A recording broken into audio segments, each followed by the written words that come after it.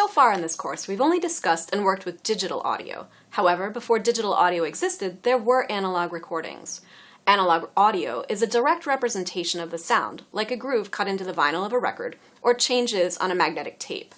Note I'm wearing my cassette tape earrings today in honor of this lecture. Digital audio is a numerical representation of the sound. It's a series of zeros and ones stored on a medium. Analog signals are continuous, with no space between the sound, while stored digital signals are discrete, with gaps between the sound that software and hardware interpret to create a smooth output signal. In order to get sound into a computer, we sample the sound, or take a picture of the sound pressure level.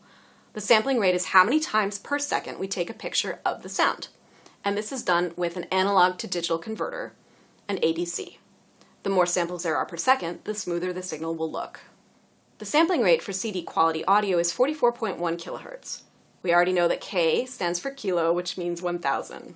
The sampling rate for CD quality audio is 44.1 kilohertz.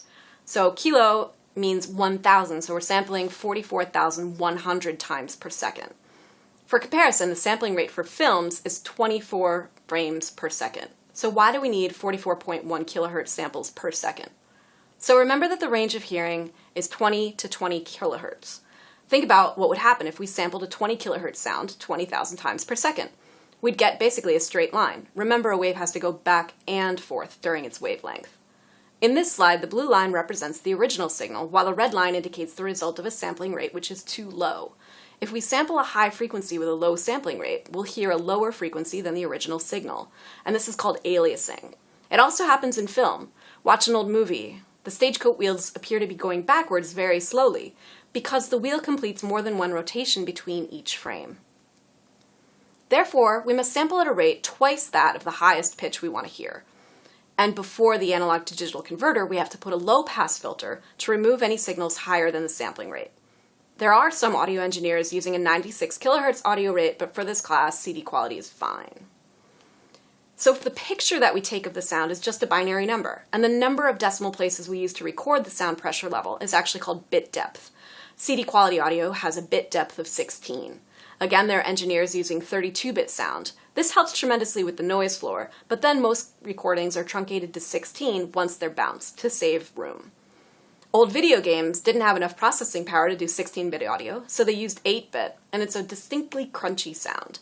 There are bit crusher distortions which truncate the sound, and my friend Tristan Parrish even wrote an entire album using 1-bit audio, and I'll put his YouTube link in an announcement.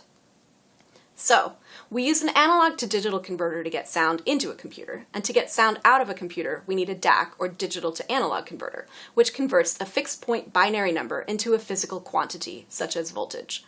Another way to say this is that the DAC is used to convert discrete time series data to a continually varying physical signal.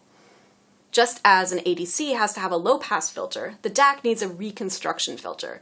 The sequence of voltage impulses are processed by a reconstruction filter using some form of interpretation to fill in the gaps between the impulses. In this way, the stored digital audio becomes analog audio. If you record a digital recording using analog devices, you won't be able to detect the samples. The signal is just as smooth as any analog recording. It's just been low-passed. In the forums, I'd like you to discuss the merits and drawbacks of each kind of storage, analog and digital.